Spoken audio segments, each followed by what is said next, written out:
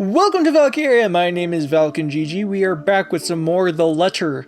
Took a little bit of a break from this game because I just wasn't feeling up to play it, I guess. But I need something more relaxing at the moment, and relaxing doesn't take as much energy, I guess, because I'm not reading as much. It's voice acted. So let us continue off from where we last left off. A buzz breaks the silence. I start to rouse, pulled into consciousness against my own will. I've never felt this tired before. I just want to sleep. But the insistent buzzing, poking and prodding isn't letting me. My old mattress may not be the comfiest of places, but that doesn't make me any more eager to wake up. I can speak, I swear. It's hard at the moment, though. 5 more minutes, Becca. I swat away at what is nudging persistently at my side.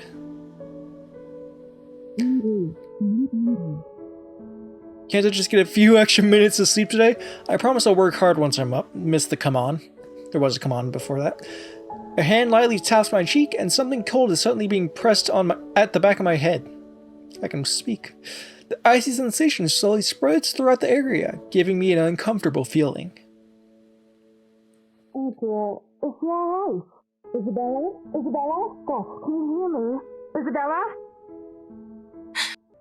The fog immediately lifts from my mind at the moment I recognize the voice and my eyes snap open. There, looking down at me, is Rose. Another woman loiters beside her, but my attention is too focused on my co-agent to even ask why there's someone else with her.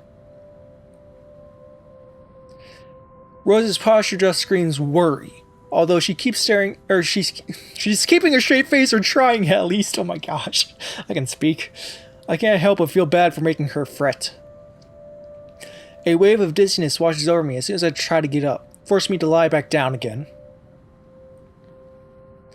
Luckily, the feeling subsides after a few seconds, until only a mild throbbing somewhere at the back of my mind, or back of my head remains. Tired. With little assistance from Rose, I push myself upright. She hands me an ice pack and gestures for me to press it where I suspect a small bump has already formed, if the light ache in the area indicates anything. Alright, Isabella, where are we? The Ermengarde Mansion.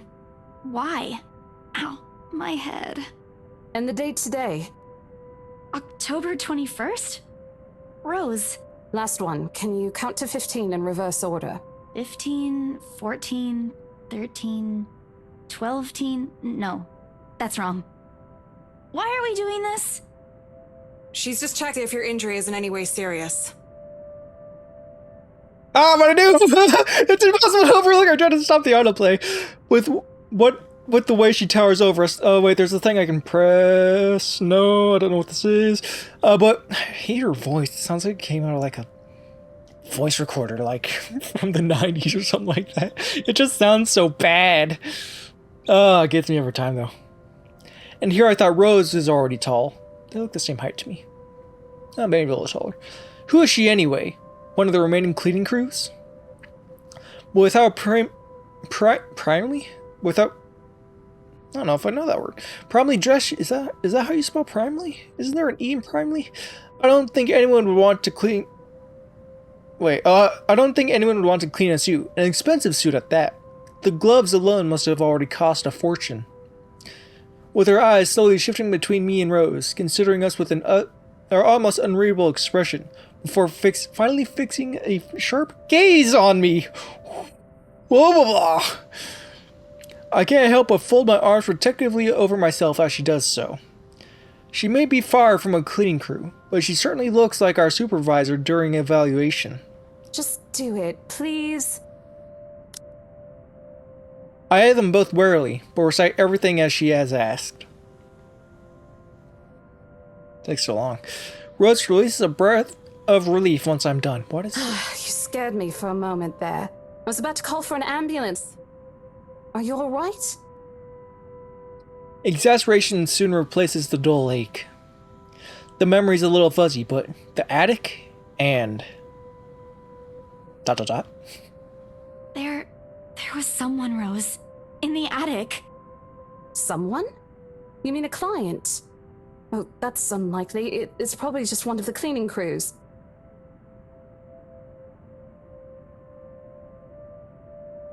Okay. You see someone on the floor, unconscious.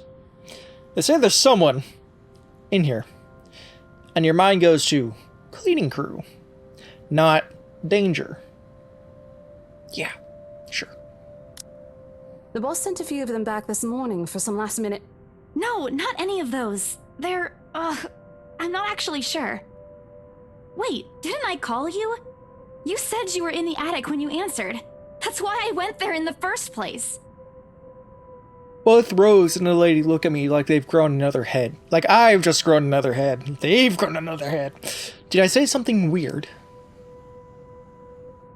Rose quickly casts an apologetic smile at the woman before the awkward silence stretches on further. It's her saleswoman smile, the same one she taught me back when I was still her trainee.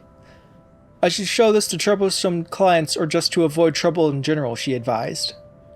It's also the same one she gives me when I've done something particularly absurd that may cause us to lose a potential sale. Her eyes are serious when she turns back at me. She takes both my shoulders, gently squeezes it, and with as much patience as she can muster. Please tell me you're just gonna go. I guess not. As much as I'd love to have gotten at least a heads up of your arrival, I didn't really get a call from you. You know, signal here is absolutely horrendous. I was in the garden earlier and couldn't even make a single call. Isabella, I'm going to ask again. Are you really all right? What happened? I don't know. It's all a bit blurry. I remember I was looking for you, but you weren't in the attic. And there's... whoever it is. Then I must have tripped on a rug or something on the way down. Oh no. Do you think someone came in while you were out? You left the main door open. We are so going to get into big trouble if something gets stolen, Rose. Perhaps it is a concussion. Are you sure you feel fine? We could still call for an ambulance. I could cover for you. No, I'm fine. I'm okay, Rose. I can work. Wait. Hold your horses, Rose. I can't just miss an opportunity or an important sale because of a minor bump in the head. That is... sure. An extremely minor bump that makes say... what did she say? 12-teen? I've had it worse when I was a kid. This is nothing. That's worrying. Besides, if I leave, you'll have to shoulder everything in the open house, alone. And in a mansion this big? Well, there's also the part where I may lose that bonus BRC promised, and that's completely beside the point. Yes, indeed. Rose gives me a skeptical look when I return the cold compress to her and push myself off the floor. I even make mistakes and there's still time. I have to use the staircase's railings to steady myself, but otherwise I feel fine, except for 12-teen. See? I'm A-okay. The two of them exchange a worried glance and Rose assumes a contemplative look. My brain is slowly dying. I bite my lower lip in anticipation. If she says no. All right, you in. A smile threatens to slip out from me. If I see that you aren't feeling well, I'm taking you personally to the nearest clinic to have you checked. Clear? Clear as day, ma'am. Thanks, Rose. You insisted. But remember what I said. First sign of you looking not okay, and we're off. No questions asked. It's just a small bump. Don't worry. You shouldn't downplay these kinds of things. It could be a serious injury for all we know. Trip down the stairs, right? Or did she? Didn't she trip down the stairs? Why wouldn't you go to the hospital? Suddenly, a small cough sounds against the wall of the foyer, interrupting our banter. The woman is looking expectantly at the two of us, her stare making me shrink back a little on... Excuse me? Making me shrink back a little on myself. Her stare making me shrink back a little on myself. I'm still trying to wrap my head around this. Shrink back. What?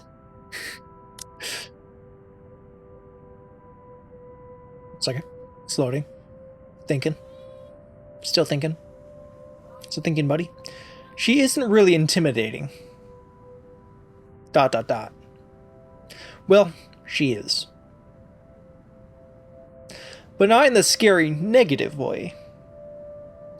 Far from it, actually. Her demeanor simply commands an air of sophistication and respect, with the world's worst microphone I've ever heard. In a different world, a younger me would have probably wished to be like her.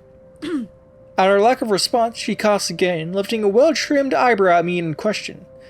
Words get caught in my throat at the sight of it, and Rose, as usual, is swift to catch my blunders. My sincerest apologies, Mrs. Miss McCulloch. Marianne McCulloch. He hands Rose her business card. She's Irish. The words interior designer catches my eye, before my partner flips it over.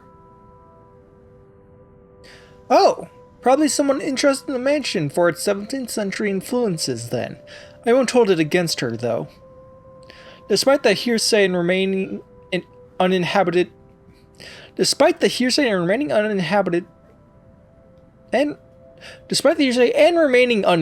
for years, it finally clicked. The mansion's... It was my tone of voice that was throwing me off. The mansion's original fitting and furniture have been kept completely intact and restored to pristine condition.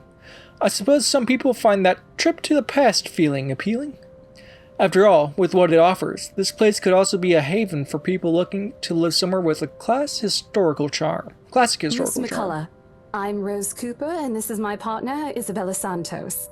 We're just ironing out a few things, but we'll be starting the tour soon enough. In the meantime, we've prepared some refreshments for you in the parlor while you're waiting. If you could please... Thanks. There's no need for it, though.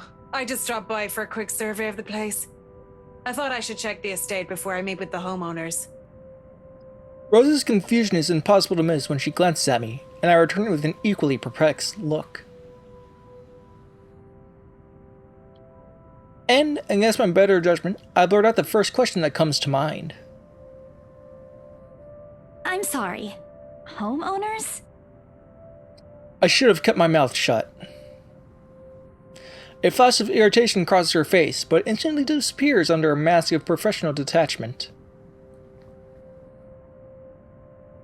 Yes. Hannah Wright?